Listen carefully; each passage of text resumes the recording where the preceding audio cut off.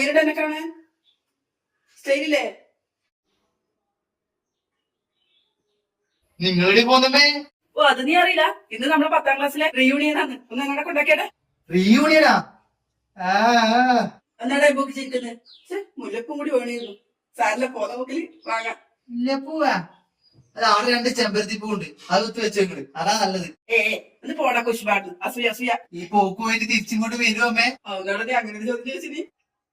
ഒന്നുമില്ല, റീയൂണിയനല്ലേ, പണ്ടത്തെ ആളെല്ലാം വരുമല്ല, ഇങ്ങോട്ട് വരുമോ ഇനി?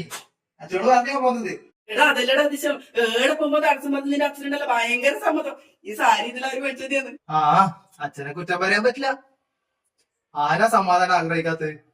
ഞാൻ തന്നെ പല പ്രാവശ്യം വിചാരിക്കലുണ്ട്, എവിടെയെങ്കിലും കൊണ്ട് കളഞ്ഞാലോ. ഒന്ന് പോടതണ്ടി. ഇന്ന് എല്ലാരും ഇടക്കണ്ട ഞെട്ടു. അടിപൊളി.